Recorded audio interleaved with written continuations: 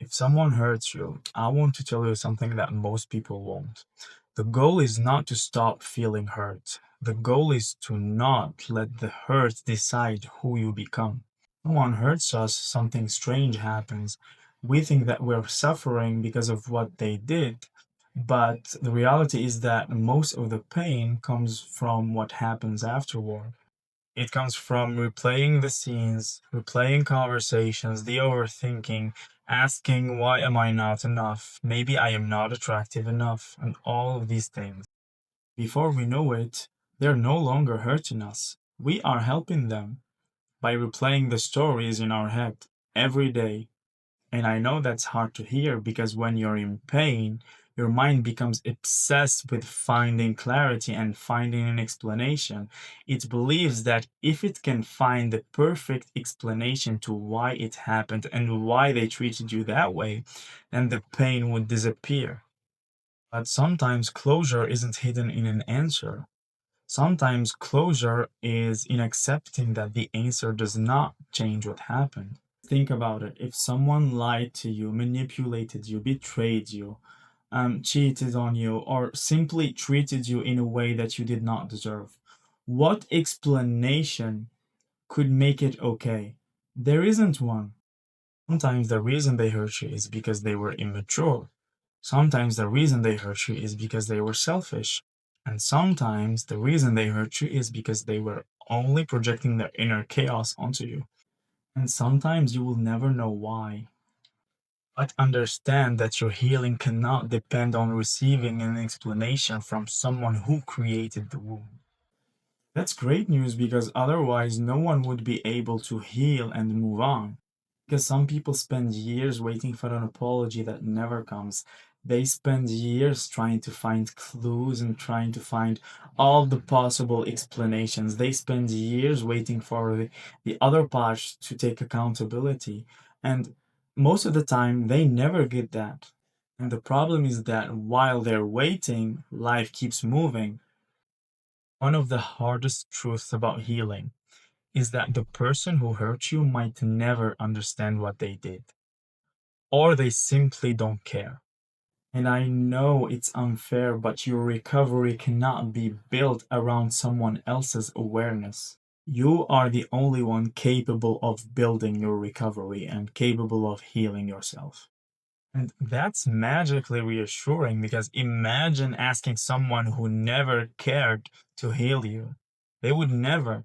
And your healing starts when your focus shifts from why did they do that to me to what do I need to do now in order to feel better.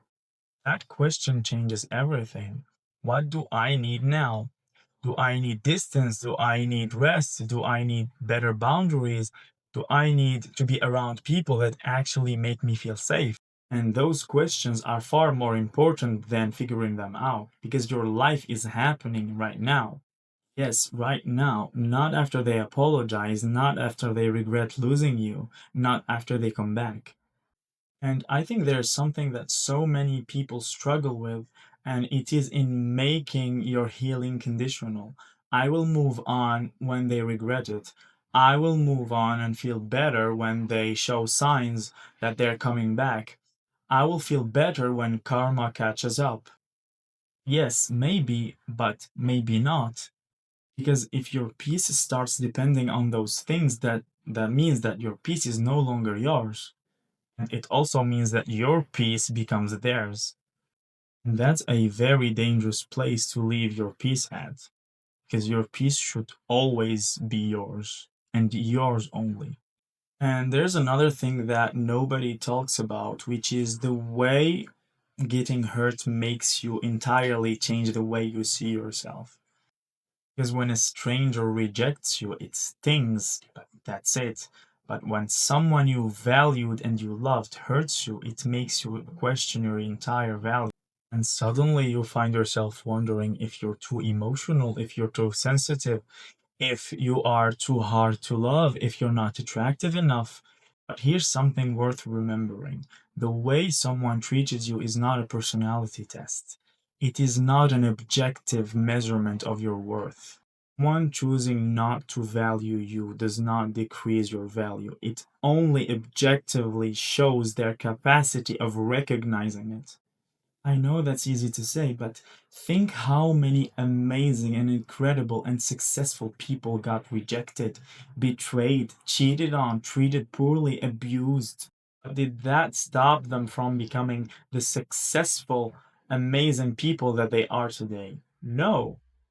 It was actually probably the reason they became what they became today. Realize that pain does not happen to people who are not enough. Pain happens to everyone, even to legends, yes. But the huge mistake not to make is in believing that what happened defines your value, because it does not. You are not how other people treat you. It is just a reflection of who they are. If someone treats you poorly for no reason, it tells you more about them than about you.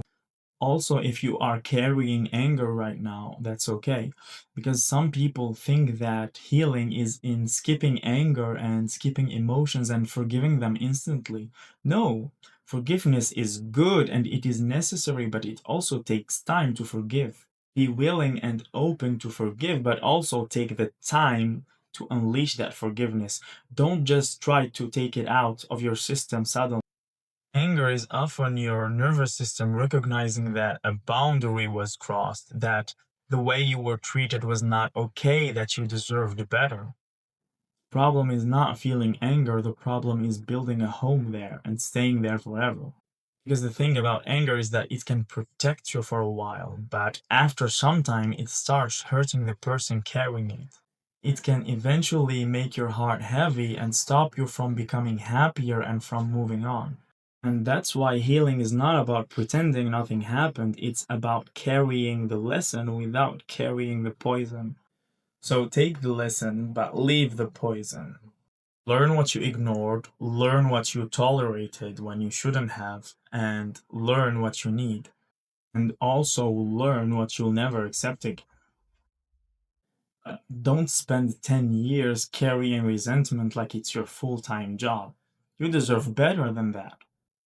And maybe the hardest part in all of this is accepting that the other person who hurt you are living their best life. They're still going out, they're still laughing, they're still eating, they're still traveling. But eventually, the divine judgment and karma catch up. Because I personally believe in the divine judgment and in karma. So I will not be making one of those videos where I'm going to tell you that healing is not a competition and etc. Well, it's not a competition, yes. Don't focus on them. Focus on healing yourself and on becoming better. And don't even wish them bad. But I also know that eventually people get their karma. People always get what they deserve, don't worry.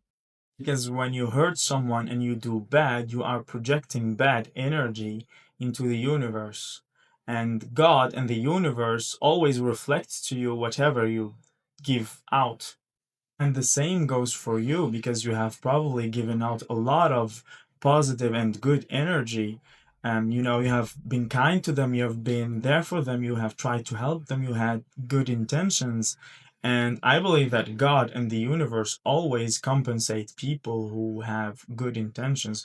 That's why I would never tell you to take revenge or to wish people bad or whatever, because I think everyone gets their fair share of whatever they project.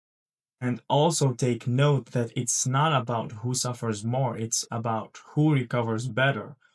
Because the best revenge is not in hurting them back. The best revenge is in denying their access to the rest of your life. And it's also in becoming a version of yourself so powerful and so glowing that they could never get access to you again. Because why let one painful chapter become the entire book? And why let one person's actions define the amount of love you'll be receiving in the future? Why let one betrayal convince you that trust is impossible? Hurt happened, that's real, but don't let it become your identity. You are not the person who was cheated on. You are not the person who was abandoned. You are not the person who was betrayed. Those are experiences you had, but they are not who you are. And one day, if you do the work, if you keep showing up for yourself, if you keep healing yourself, if you keep focusing on your own path, you will realize that the pain did not disappear because you got revenge. The pain did not disappear because they came back, because they regretted it. The pain disappeared because you have not built your life around what happened. And instead, you started building it around what was possible. So if someone hurts you, feel what you need to feel. Take the time to grieve what happened. That's okay. But also, allow yourself to take all the lessons and don't act like you lost something because you never lose people, you never lose things. I believe that you either learn or win. And in this case, you have learned so many things. And in the end, you are going to win because you're going to become stronger, wiser, and calmer. And again, some people made that great success they made only because they experienced pain. And I hope you learned something from this video, and I'll see you in the next one. Bye.